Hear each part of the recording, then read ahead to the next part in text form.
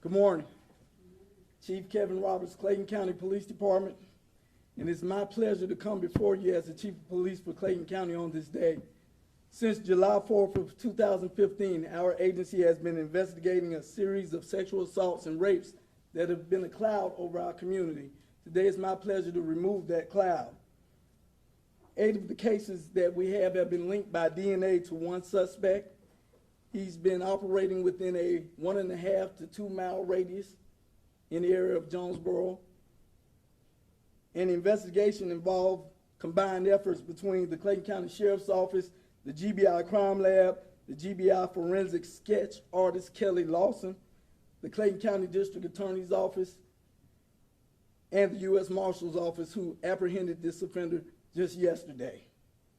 During the investigation, seven potential suspects were identified and then excluded via DNA testing. Numerous other subjects were also interviewed based on tips online, by phone, and via Crime Stoppers and our departmental app.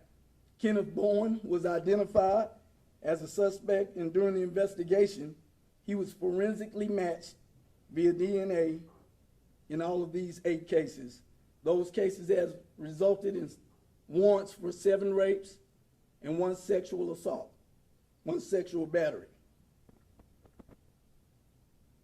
Kenneth Bourne was never a certified police officer with his agency. He was hired by me in June of 2018, June 25th to be exact, and he was also terminated by me on September 12th, 2018. He was removed from this agency during the academy process for being absent without leave, and during the internal investigation, he was untruthful, which caused me to separate him from this agency, and we're better for it in this agency, and we're better for it in this county. In actuality, had he not attempted to join the ranks of the Clayton County Police Department, it's questionable as to when we would have apprehended him. At this time, I'd like to bring up Acting District Attorney John Fowler, and he will be followed by the Criminal Investigations Lieutenant Tom Reimers. Thank you, Chief. Good morning. I'm John Fowler. I'm the Acting District Attorney of the Clayton Judicial Circuit. I want to take a moment to thank Chief Roberts, his entire police department, the Georgia Bureau of Investigation, the United States Marshal's Office, in particular my own office, several people with my office that worked in concert with Clayton County Police Department, the entire CID unit with the police department, who all worked together to execute this arrest. Mr. Bowen is currently housed in the Clayton County Jail. He has a first appearance hearing this morning at 10 a.m. in Clayton County Magistrate Court, where his charges will be read to him. At that point, it will be moved to a preliminary hearing. The date for that has yet to be set, and it will be held in the Clayton County Magistrate Courtroom as well. Again, I just want to reiterate a thank you to everyone involved here. At this point, the case will be turned over to my office, and we will prosecute it thus far. At this point, I will turn it over to Lieutenant Tom Reimers with Clayton County Criminal Investigations Division. Hi, I'm Lieutenant Tom Reimers with Clayton County Police Criminal Investigation Division. With regards to the arrest of Kenneth Bowen, we had a team that was working very hard for the last several years to solve this case. I have to give credit to Detective Stacy Brown, Detective Michelle Alston, Detective Ricky Porter, and especially to GBI Forensic Sketch Artist Kelly Lawson, who has a gift that I can't even describe, must be from God, but she is able to draw some amazing sketches from victims' recollections of their assaults. I also want to address the victims of these cases. There are true survivors without them coming forward to the police department to provide details of the assaults in intimate detail, as well as them sitting down with Kelly Lawson. We would not have been able to get a sketch of this individual or sketches of this individual. With regards to how we finally identified him, we did pursue many leads that we've had, and we have eliminated numerous people through DNA. In this particular instance, we realized that it's possible that if he was committing these crimes, breaking into women's windows and assaulting people by buildings near their apartment complex, that somebody over the last few years must have called the police and said this guy is a suspicious person in the area. So we started to review 911 calls for the last several years of suspicious persons in the areas of these apartment complexes. And then going through those 911 calls, even though police reports were not made, we reviewed those calls and looked for names in the calls to see if perhaps an officer had, in fact, contacted him at some point in the past and run his name and birth date. That did lead to obtaining his name and birth date from a call from 2016. After obtaining his name and birth date, we obtained a photograph of this individual and noticed the striking similarities to his picture to the sketches that Kelly Lawson had drawn. We started to do some background investigations on this particular individual, and we looked at all of the incident reports that had been generated thus far to obtain particular clues that different victims might have pointed out that other victims might not have pointed out. And so by taking all these clues, we were able to determine from some victims that they reported he possibly had tattoos on his right arm. In one particular incident, a witness said that they believed he had gotten into a gray Ford Taurus with tinted windows and left the location. So we started to look at this individual, Kenneth Bourne, to see if maybe he fit this criteria. We did determine that he did, in fact, have a silver Ford Focus with tinted windows. And in trying to determine whether or not he had tattoos on his arm, we did some social media searching and were able to locate a relative of his. And through that search, we found pictures of the relative in a Clayton County police uniform. And so that started us to look for more information on this particular relative and gathering information. It was through that discovery of the relative that worked for Clayton County Police at one point, who doesn't work for us anymore, that we were able to determine that this individual, Kenneth, actually worked for the Clayton County Police Department in the past as well. And through looking at background information he provided, we determined that he had reported that he had tattoos on his arm.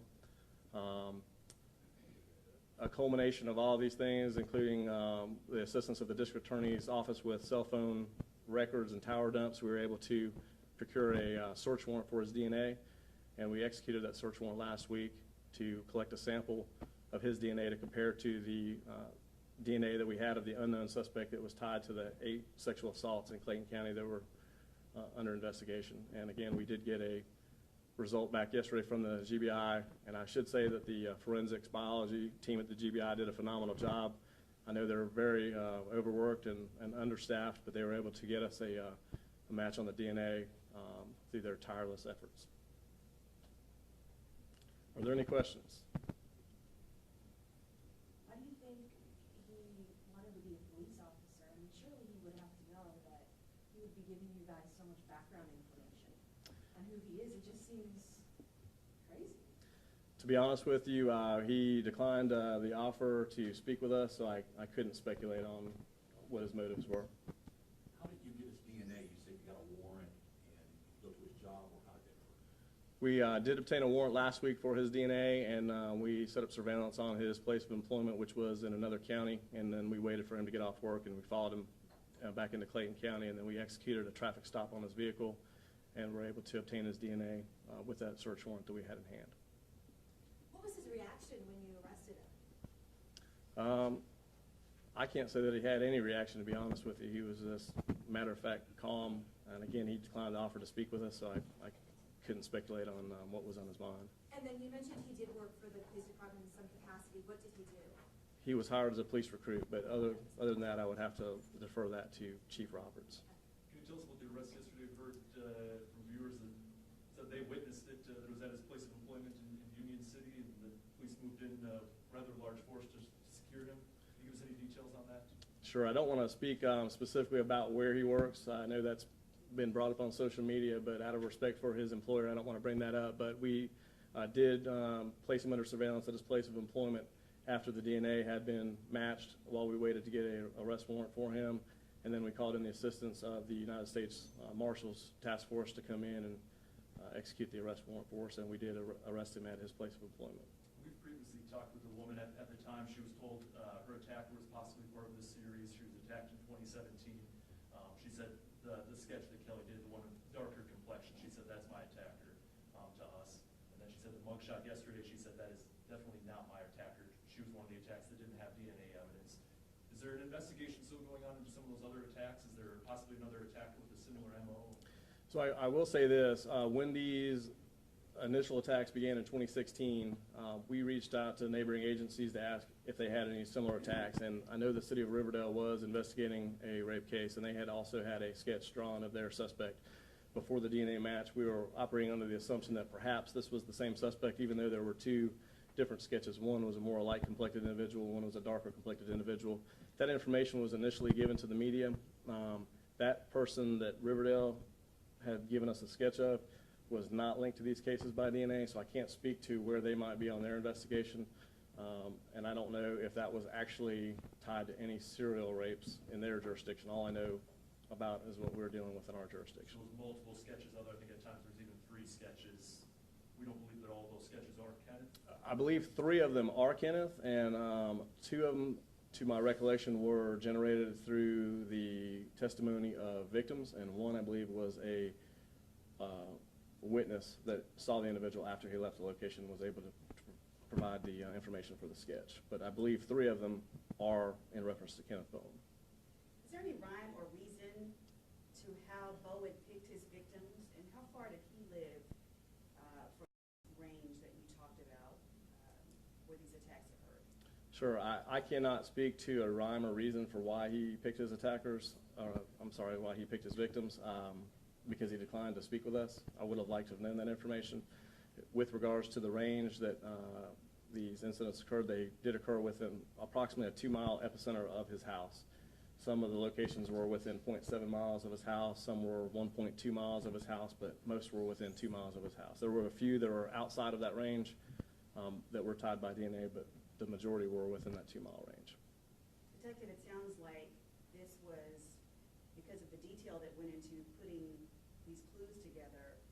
It's a real example of how the smallest detail that one person may not even mention could be the thing that really breaks a case. Can you talk about that? Sure, and as I explained before, it was really a culmination of looking at all of the incidents, not just one individual incident, but looking at them all and getting information from the eyes of different victims and what they recalled with regards to the tattoos and his demeanor. Without these victims coming forward and being brave enough to talk to us about what happened, we would not have caught this guy. Is there a possibility he may be behind some other attacks just in this general vicinity, not just in Clayton County? Are you looking into that? I can't say for outside of Clayton County at this time. I can only speak for the ones that are tied by DNA. We do have several other incidents that are of the similar MO within the same geographical area, which he's a potential suspect in. We just don't have the necessary forensic evidence to tie him directly to those cases. Will he be tried for, how many crimes would he be tried for today in court? Sure, that would be something that Assistant District Attorney Fowler, Acting DA Fowler, would have to answer. I know that once the District Attorney's Office receives the package from the police department, their investigators will review and make determinations on additional charges if necessary. How did the victims react to the news? Some of the victims, and I should mention this, so of all the victims we did reach out to, all of them, or attempted to reach out to them. Some of them we did make contact with and they were ecstatic. Some others we had to leave voice messages with. There was one that we could not reach because her phone numbers changed. But from the reaction of our detective speaking with them, they seemed to be pretty ecstatic about it. And I know I saw some news reporting last night, and it was obvious that at least one victim was very happy. Chief, you mentioned Bowen's firing, so there was a series of absences, and then you said untruthfulness. Can you elaborate on what that untruthfulness was on? Well, actually, there was one incident of being absent without leave. He was scheduled to attend academy training early on the morning in September. He failed to arrive on time as scheduled. When our leadership questioned as to where he was and when he would arrive, he gave him a 30-minute ETA. That 30-minute ETA turned into a 3 or 4 hour ETA. And upon arriving, he gave multiple statements that differed as to where he was and who he was with. And I found that to be untruthful and the reason to remove him from our academy and our process. Sorry if you mentioned it at the top, if you're repeating yourself, but his time of being in the academy, did it overlap with these attacks, or what was the time frame there? He was employed with our agency from June 25th to September 12th, 2018, a little bit under 3 months, which was during the time frame that these incidents took place. We don't have a single incident that occurred during the time frame of his attendance to the academy that suggests that we had a sexual assault. I'd like to close with this. This was outstanding teamwork and outstanding investigative police work at its core.